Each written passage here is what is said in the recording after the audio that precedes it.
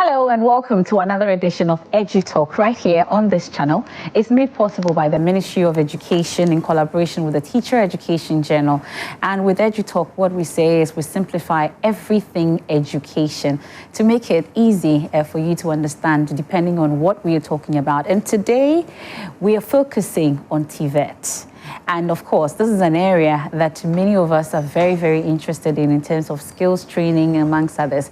And guess what? Today, we have the CEO himself, of course, the Director General of Ghana TVET Services. He's an engineer, he's a doctor, and of course, he's many more. He's a man of many parts, and definitely we'll get to delve into it a bit more.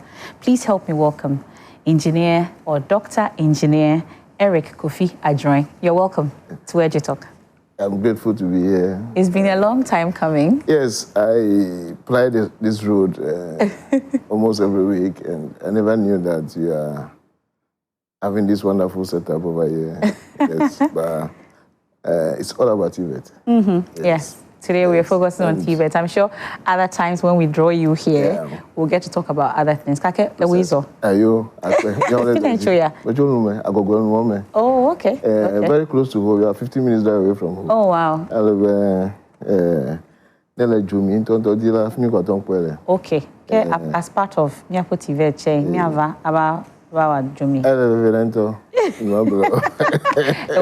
once again. So you're welcome once again to EduTalk, and I'm sure we'll get to delve into TVET shortly after this break. It's a good time for you to tell a friend, to tell someone else to tune in at this point. We are live on the JoyNews channel, we are on Joy Prime, we are on GTV, and of course the Ministry of Education TV.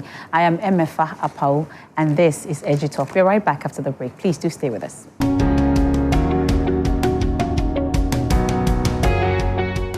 Yeah, welcome back. This is EduTalk, and today we are fixing the skills gap, Ghana's TVET research, and the Director General of Ghana TVET Service, Engineer Dr. Eric Kofi Adzroe, is my guest, and you are you're just about the right time. If you just tuned in, you're welcome to EduTalk once again, made possible by the Ministry of Education in collaboration with Teacher Education Journal. And Dr. Adzroe, more often than not, we hear people say that Ghana continues to talk about a growing skills gap between training and industry needs. It's one of the main things that you get to hear. But let's talk about how serious this challenge is and why TVET has become central to fixing it. Thank you very much indeed for hosting me today. Mm-hmm. I am delighted to be here. First and foremost, I would like to bring you greetings from the Ghana TVET Service Headquarters, Council, and then management and staff. Happy I am here at Joy FM and all your networks this afternoon. It is a pleasure. Indeed, also would like to thank His Excellency, the President of the Republic, for this opportunity to lead the TVET service, and then my supporting Sector Minister, Honorable Haruna Idusu, who has been so fantastic, supporting the service in everything that he thinks it is possible for us, because he also believes that TVET is the first choice to unlock the unemployment problems we have in this country. So kudos to him, and it's been so fantastic working with him. Yeah. And like, as we all know, it surprises me that we don't really know what TVET is for us. However, every morning when you woke up, your life is about TVET. When you go to the bathroom, it's TVET.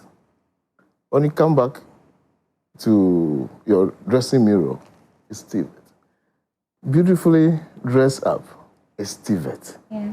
Look at all these machines that are here, the videos, the monitors, the technicians behind this, it's TVET. The people that make it possible for us to be seen on the screens. These are all TVETers. Let me say kudos to Elizabeth, the makeup artist, who did wonderful work for me this afternoon when I came in. It tells you how important TVET is. But often we do forget about the very core, the central pivot of our daily life is TVET. And this is a very small summary about what it means for our daily existence. Yeah. So everything we do is TVET. You go to the kitchen, it's TVET. Yeah. There's nothing you do. And when you close from work this evening, you go back to your home. You're going to sit in the furniture, it's TVET.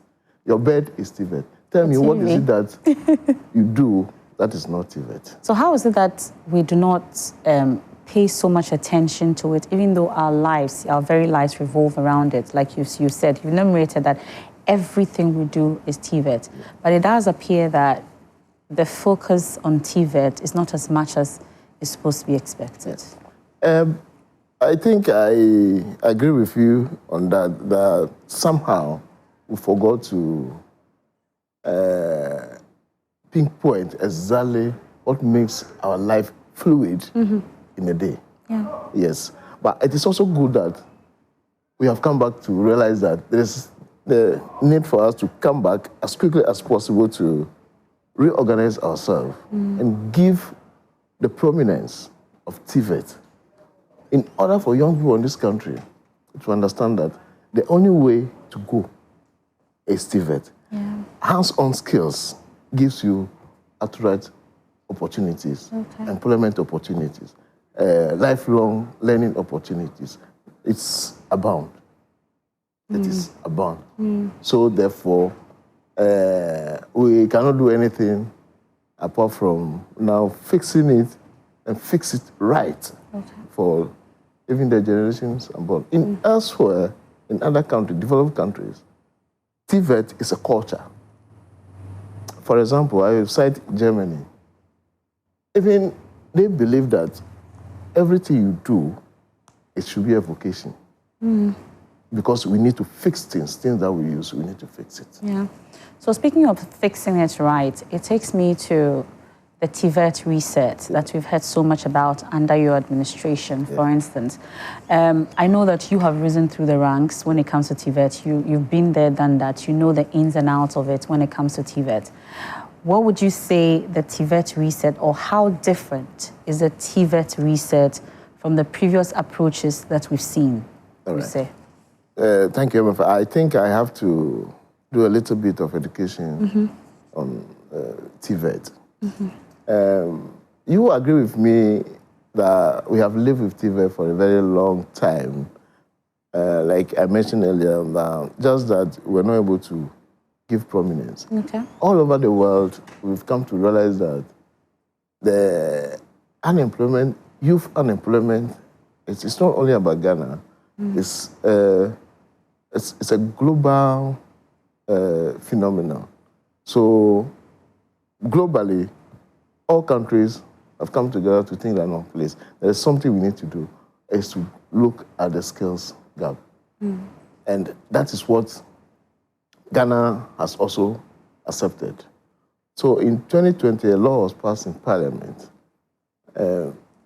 Before then, there are silos of agencies and ministries implementing TVET in different forms, different standards, different examinations, and the trainings are not conforming to an internationally accepted standards.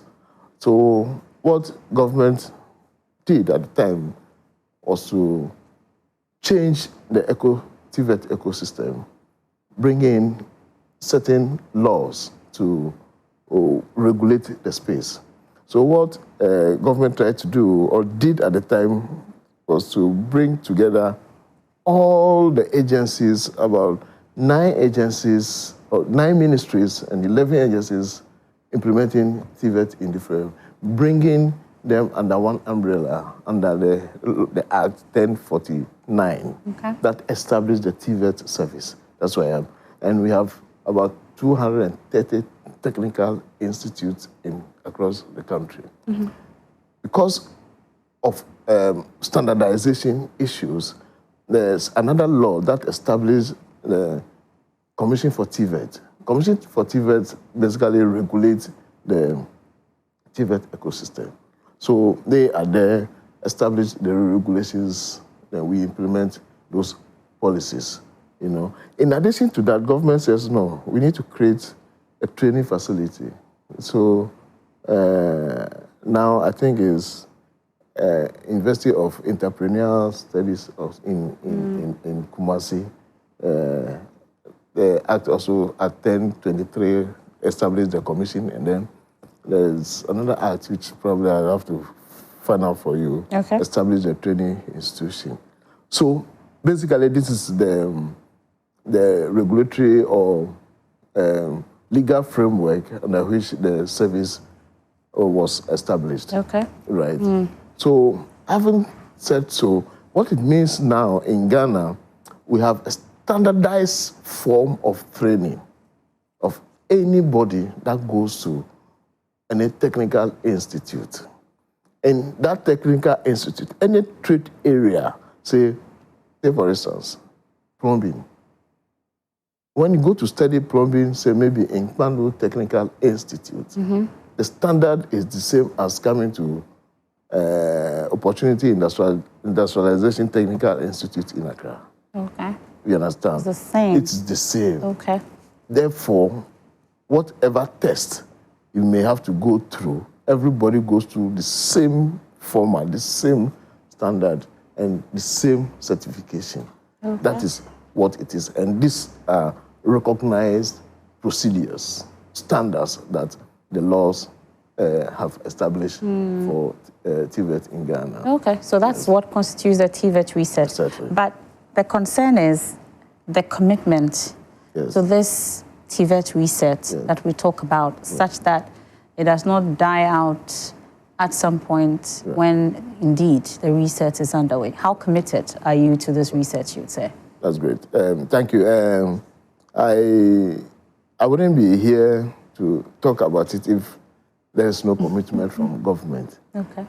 For government to establish a whole service similar to GES, tells you that government has demonstrated enough commitment to making sure that the young people of this country are taken good care of. I think seriously that recently I've been receiving calls from people who have even graduated from university that if is it possible for them to go and learn some trade in addition to what they have done in the universities. And I've met a couple of makeup artists who completed university, but they went to and learn how to do your hairs, do your nails, and and then the polishing. So it's not too late for people like us to actually take it up as well? It is never too late. Oh, the qualification or the entry is not difficult? It is rather an opportunity for you to take, because government is encouraging everybody from 15 to 35, 40, provided you think that, look, where... It looks like there's a cutoff point, because I'm 43. It means that I don't qualify. No, I'm even extending it to people who... Because it's lifelong learning. Okay. You understand? Until you think that there's no need for you to practice your vocation, that one is up to you, right? But there's that opportunity for you to move beyond whatever. So from being a mechanic, everything, makeup artist, nail technician... Every aspect of our life is TVET. I'm rethinking. Right. I'm really rethinking. I want to see you. I'm really rethinking it. Take up a trade within the space. The reform itself is good, but it's only as strong as the people delivering it. Yeah. And one of the key concerns that you hear is about instructors not being equipped enough. Maybe the institutions themselves also not having the resource centers or the facilities, because it has to be practical as much as possible rather than theoretical and all that. So are you telling us, or are you giving us the assurance that all these are in place? Thank you very much, Emefa. in fact, it was already on my mind to delve into that, Yes. to explain to you that we have 230 facilities that is hosting close to about 160,000 learners across this country. I want to admit that naturally you may not be able to have everything you need. One cardinal point that I would like to make, particularly when it comes to TVET training, as the arrangement we have now, there's something we call workplace experience learning. As formally people will say, is called attachment. Okay. In our case, we call it workplace experience learning. Internship and all that. That is the point. And it is an integral part of TVET delivery now. It used not to. Okay. But, so what it means is, for a whole semester, a section of the students will be on workplace experience learning that we call WELL. Yeah. They will be there throughout the time. Okay. So they will be exposed to industry activities, industry experiences. So when they go to industry, they go with a portfolio, or they go with some form of file. And then there are specific instructions, the kind of training they have to undergo. Okay. And your supervisor will be giving report on your activities, the gaps they have detected, and which ones the school or the institute should work with the learner. So that is how it is. So the arrangement is entirely different from what it used to be. Okay. It's more or less one was. So, for example, you and I can go to, say, a particular factory, and I am on the machine, and probably you are on maybe the PCs, putting the things in it.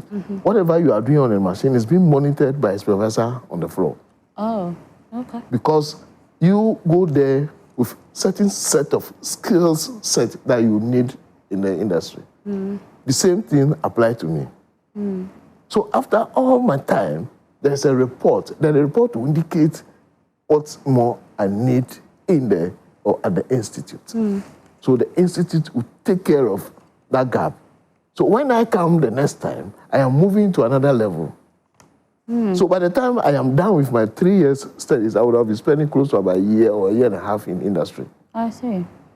Okay. You understand? But I'm just wondering, 160,000 learners, 230 facilities. Yes. And you've talked about the standardization and harmonization of syllabus everywhere across the 230 facilities.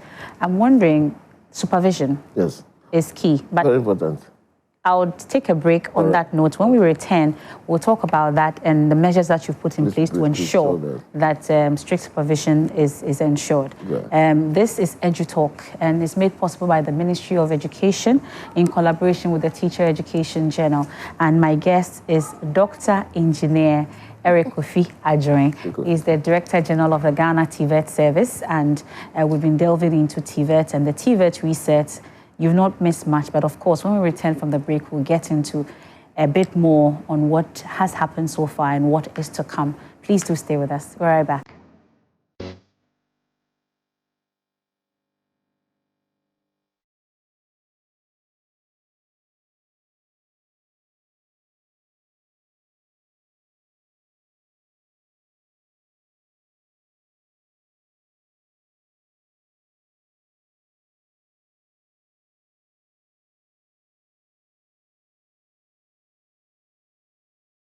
You're welcome back, and this is EduTalk, and today we are focusing on the TVET research, all the areas and all the things that have been done in that regard. I know for sure now that I'm not too old to be a TVET, and I'm considering it. I don't know if it should be dressmaking or it should be makeup or no, I don't want makeup. I think I want to be a mechanic, following my father's direction. So welcome back. So our talk before we went on the break, we're talking about the focus on the 160,000 learners, and even now you are asking for more to come. You have 230 facilities. My concern is about supervision, strict supervision, in the face of the standardization and harmonization of the syllabus. How are we ensuring that? Thank you very much, Emefa. Let me say quickly that the curriculum we implement in the schools are curriculum developed together with industry. And this is done together with sector skills bodies. When you go to the industry, there are various sectors. So, for example, when you go to construction, construction is a sector within the industry. So when we are developing construction-related curriculum, it is done by them. They tell us that this is what we need. So we allow them to partner with the commission, and then together with us, we develop the curriculum. And then we develop also the quality assurance mechanism of framework, and then compliance framework embedded in the implementation of the curriculum.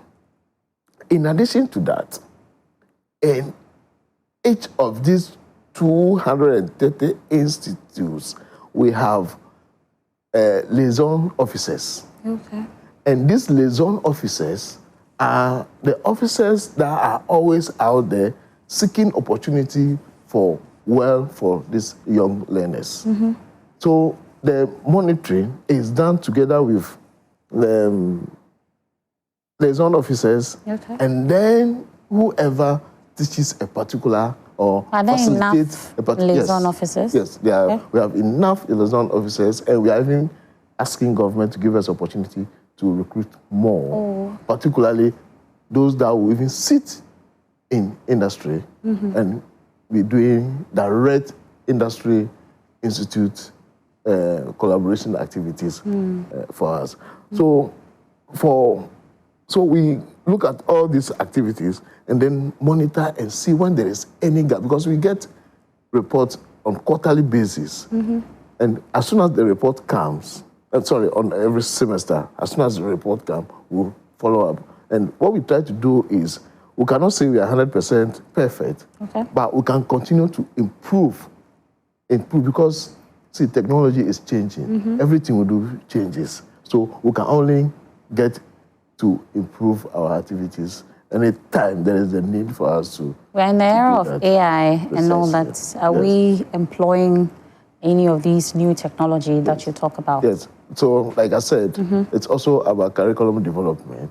So we have developed digital curriculum. So when you go to the Technical Institute now, there are young people who are studying computer hardware. They are studying computers or even programming together with all, artificial intelligence tools that they are using today. So it is a whole or a complete set of arrangement that reset Technical Institute. In addition to that, what we try to do to make people, like, say, Emefa says, I want to come and study, learn something. I don't even know you are a daughter of a of course. Yes. My father was a mechanic. Right. So you naturally have some part of yourself that is TVET. You understand? So what we are trying to do is we want to bring back the part-time TVET concept. Right. So you can walk to the nearest TVET facility or center next door where you can take a short course or polish up. How soon would this be? As I speak now, the concept is on my table. I'm waiting for the next council meeting to seek their blessing for me to roll out the implementation. So that is how it is. We are moving so fast because we are moving based on the requests that we are receiving from the general public, because they have come to understand that they have stopped influencing their own children from choosing what they couldn't do. Like doing, All they couldn't do, putting it on their children. Everybody must be a doctor. They said they have stopped. They said they've stopped. That's good. Yes. So this is where we are now. Yeah. Yes. So we are confronted with the fact that government has to expand the facilities, because if we could get more than 100% of young people of this country go into hands-on skills, I can tell you for sure that there will not be anything like unemployment youth organizations or clubs or associations. Okay. But speaking about unemployment, there's those who say that you would get trained, okay? The bit about internships. The people want the flashy companies. They want the best places to be placed, and then they are hoping that they will get some form of job security. It's not everyone who wants to start their own business after the training. They are hoping that they will get a good institution to be in amongst others. So sometimes you finish the training and still there's a level of unemployment. People are feeling that placement. I want to be placed in a good company. Is there a system like that in place such that you are secure? You know that after training, I'll work with Mechanical Lloyd or somewhere. For instance, after my mechanic training, I don't want to start my own shop. What happens? Yes. So, thank you on that. I am with you on that. I also receive similar calls. But what we try to do this time around, the companies recognize that they need this skill set from the young trainers that we send to them on well. So on their own, they arrange for them to enter the companies soon after they are graduated from school. In addition to that, we have added so many things. For example, the entrepreneurship is a core part of their studies. Okay. And a lot of them have interest already to establish their own businesses. Or what is it with TVETans or artisans and not sticking to their words? That is the reason why most people say that they give you they tell you to sit, you have to stand, because they never tell you the truth. Yeah, I agree with you, particularly working together with people in the informal sector is one thing that we have noticed. So as part of our arrangement, we are trying to formalize the informal as well. Okay. You understand? And how about female inclusion? I mean, in fact, I wish you came to my office when I was seeing the female young ladies opening the bonnet in the picture. Come visit the office. I will join them soon. Yes. And that's the Director General of the Ghana TVET Service joining us, the Dr. Engineer Eric Kofi Adzroe, my guest for EduTalk. Another edition comes your way same time right here. It's made possible by the Ministry of Education and the Teacher Education Journal. I am Emefa Apawu, and this has been EduTalk.